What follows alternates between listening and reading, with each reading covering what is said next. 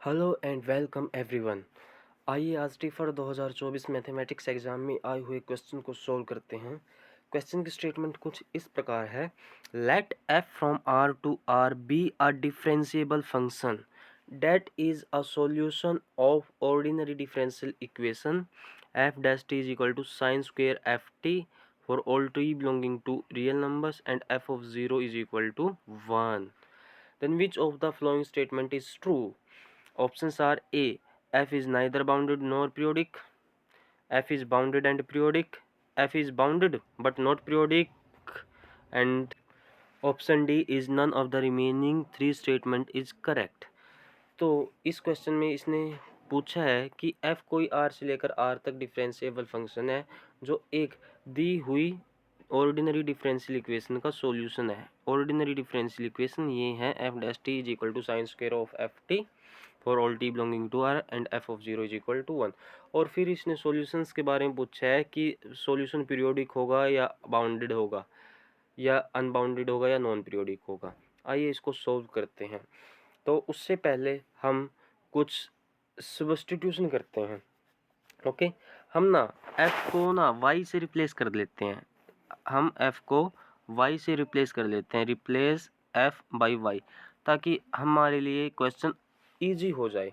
तो जो ये गिवन डिफरेंशियल इक्वेशन ये क्या होगी, y डैश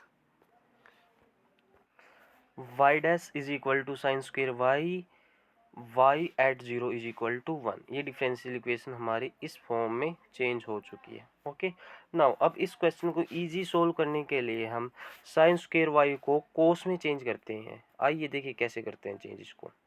हमारा y dash is equal to sine square y के इक्वल है। अब हम क्या करेंगे, इसकी 2 से मल्टीप्लाई कर लेते हैं एंड 2 से डिवाइड कर लेते हैं।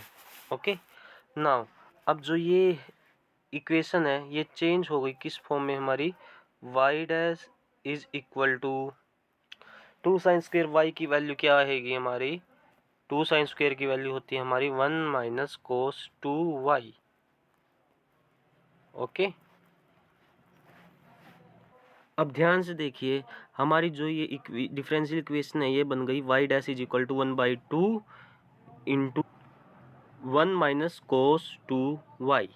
ओके, नाउ ध्यान से देखिए जो ये राइट हैंड साइड है ये फंक्शन ऑफ y ओनली है।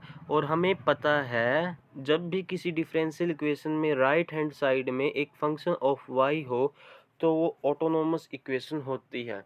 तो ऑटोनोमस इक्वेशन का हम सॉल्यूशन कैसे निकालते हैं, हम जो ये राइट हैंड साइड है इसको 0 के इक्वल पुट कर देते हैं।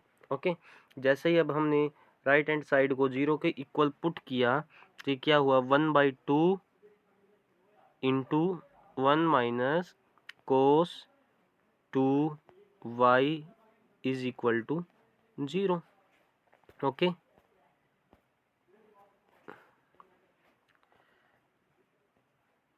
दिस नाउ अब यहाँ से हम y की वैल्यू निकालते हैं।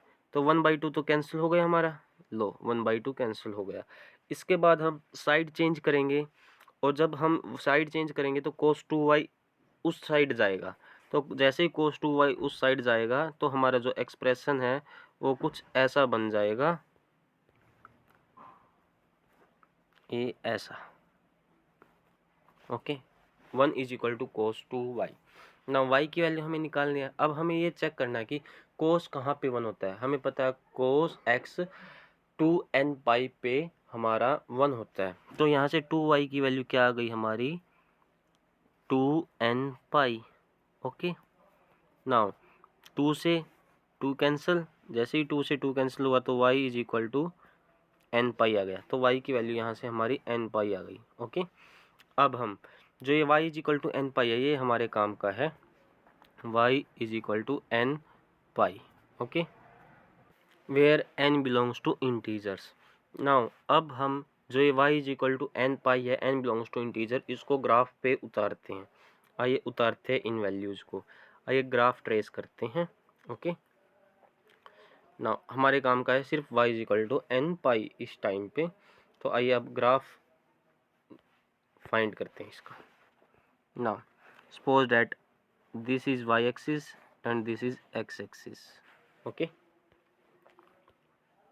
नाउ हमें तो n पाई का चाहिए तो ये this is pi, this is 2 pi and this is 3 pi, up to so on ये चलता जाएगा। ओके, नीचे आएगा minus pi, minus 2 pi, up to so on ये चलता जाएगा। ओके, अब आगे इसने क्या कहा है कि f0 एट 1 है, यानी कि y एट 0 1 है। हम क्योंकि f को हमने y पे से रिप्लेस किया है, तो यहाँ पे हमारा कहीं पे 0 है, तो 0 पे जो हमारा y है वो 1 वैल्यू लेता है। यहाँ पे कहीं 1 होगा, क्यों?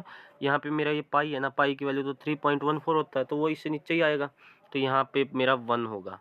ठीक है, यानी कि मेरा सॉल्यूशन इस 1 से पास होगा, जो ये 1 है यहाँ से पास होगा, इस पॉइंट से। ओके, नाउ इस पॉइंट से पास होगा। अब इसके लिए मुझे अपने सॉल्यूशन का नेचर देखना पड़ेगा। ध्यान से देखिए इस एक्सप्रेशन को, जो मर्जी मैं इसमें टी पुट कर लूँ, एक एफ टी बनेगा, तो उसके बाद मैं साइन ऑपरेट करूँगा, एक वैल्यू बनेगी, फिर उसका स्क्वायर करूँगा पॉजिटिव, यानी कि हमेशा पॉजिटिव होगा। इसका मतलब एफ डैश टी, यानी कि एफ का डेरिवेटिव मेरा पॉजिटिव है। अगर किसी फंक्शन का डेरिवेटिव पॉजिटिव हो जाए तो वो इंक्रीजिंग होता है, यानी कि ये फंक्शन भी हमारा इंक्रीजिंग होगा।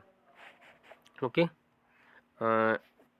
तो यहाँ पे मेरा था y इज इक्वल टू 1, यहाँ पे था मेरा 0। ओके, तो ये मेरा सॉल्यूशन यहाँ से पास करेगा y इज इक्वल टू 1 से।